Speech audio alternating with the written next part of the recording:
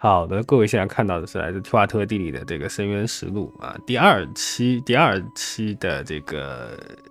深渊，然后这个是一个有纳维莱特的账号，但是因为纳维莱特作为核武器嘛，一般来说是不主动使用核武器，然后因为上一期也打满过了，所以就是没有必要上。那么上半选择了一个星海加万焰的种门啊，可能是考虑到对群和生命之气的关系吧。下半呢选择了纳维亚加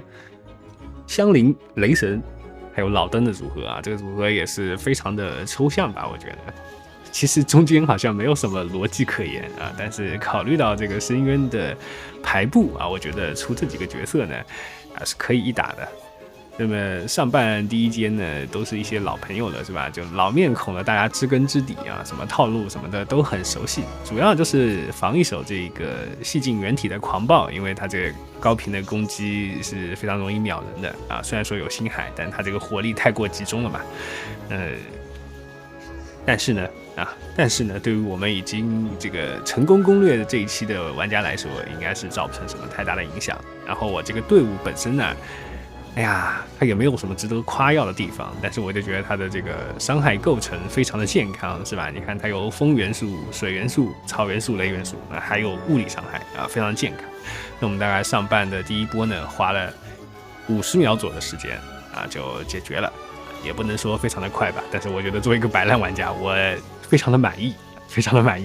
然后这边星海开大啊，面对这两个冰封异人呢，还是有一些打断上的优势，因为这两个怪其实自己的抗打断也没有嘛。那我觉得我们的竞争非常的公平，是吧？你也没有抗打断，我也没有抗打断，那然后你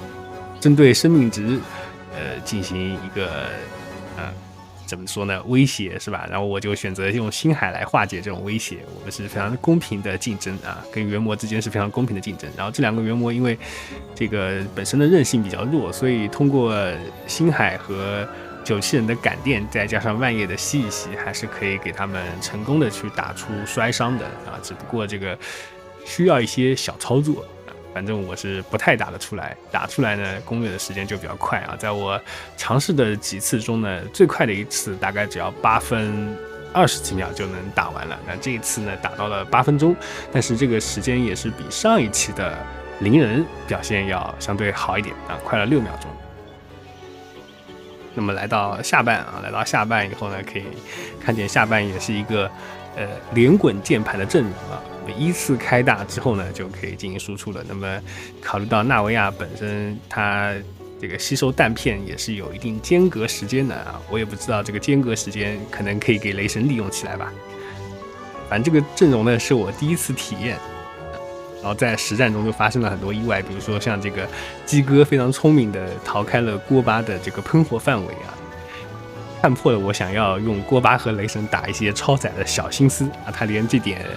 伤害都不给我赚啊，真的是非常过分。但是呢，不要紧啊，毕竟鸡哥在上半的第一间嘛，在下半的第一间嘛，就本身血量也不是很厚，对吧？硬打就能把他打死了，说明这4个人组合这个 DPS 还是满足了啊，还是满足的了。觉得这个是一个好事情，就是深渊现在怪物的血量呢，通通不算太高，攻略难度也不算太大，那么就玩家可以多尝试一些不同的阵容啊。然后来到第2间啊，我觉得这个拿万叶打漂浮灵真的是非常的刺激，非常的刺激。这个满屏的伤害还是很解压的，然后剩下2只草漂浮灵呢，我们去使用星海去给它收掉，就花了30秒解决了第一波的战斗。然后第2波的片片花其实应该说是最弱的，因为他们既没有伤害免疫，也没有什么特别的技巧，对吧？被万叶一吸他们就聚起来了，然后呢我就随便的平了一下，就打到了坎瑞亚移民登场啊。那这几个空壳怪虽然不要看他们长得非常的粗壮啊，但实际上也是外强中干，被万叶一吸就可以吸起来。那我们星海开大之后，就肆无忌惮的在他们当中舞蹈，哎，他们也打不死我们啊！我这个珊瑚宫的大祭司啊，现人神巫女可不是吃素的。啊，这个中间呢就注意补充一下各种 buff 时间啊，他们离得远了呢，我们就把万叶啊，就用万叶把他们吸过来啊，可以看见这个攻略的时间是非常的快。耗时大概也就是1分多一些吧，然后我们就来到了下半。那么下半就请各位来这个品鉴一下这个是吧极其丑陋的操作啊，这个丑陋程度就是哎呀，只是令人发指是吧？可以看到这个队伍呢，它完全没有什么化学反应。上来先第一波呢是雷神开大啊，去给大家冲能，因为能量确实不太够。然后香菱开大啊，这个时候我们就可以切纳维亚来打一炮了。然后我发现这个无相铁啊，其实纳维亚还不太好瞄准，就是因为它有一部分是浮空的，然后如果这个炮口抬得不太高的话呢，它就有可能 miss 一部分的这个子弹啊，那导致伤害就下降的比较厉害。然后我们大概用了40秒左右的时间吧，啊，这个无相铁就进入到了这个分裂的模式。我们在此处勾引一下那个机兵啊，机兵他自己应该是会跳过来。我刚说他要跳过来，他也不跳过来。好，你不跳过来，我们就主动的上门来找你打架啊！这个时候香菱的大招好了，开了玄火轮之后呢，开始进行疯狂输出。纳维亚一炮打了11万，这个伤害感觉不太够啊！之后又打一炮12万啊！这个机兵还有一点血量，这个机兵他有40万血啊！这个真是令人难受啊！那么纳维亚丢完自己的技能之后呢，这个时候就发现没有任何角色可以配合进行一波输出了啊！时间流逝的非常快，将军呢非常着急，掏出了大招开始空砍，拼命的空砍，这个血量下的也是很慢啊，还是需要配合。这个时候香菱的血火轮又好了，纳维亚掏出来一炮打了18万，终于是推进了一点，结果他又进入到了无敌。我的天哪，这局真的是命途多舛啊！时间1分1秒的流逝，究竟来不来得及呢？啊，最后7分刚刚好，真是不多不少，多1秒少1秒都不行，就是这么的极限啊！然后我们就来到了第3间，那么第3间又是我们的老朋友冰封曲主啊，选择在外围进行一波上 buff， 这样子安全一点。冲进去还被 A 了一下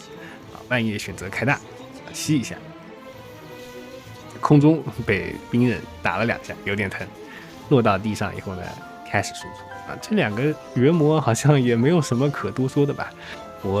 个人感觉使用这种中远程的角色可能打起来会比较有优势吧，但是这个账号上也没有什么中远程的角色是吧，只能上去肉搏，然后他一次一次把我们无情的推开啊，我又一次一次的冲上去，就好像一只舔狗一般，我的天哪，真是卑微。我们只能等待他退出这个高潮模式之后呢，再进行一个比较有效的输出，前面都只能蹭一蹭，对吧？就蹭一蹭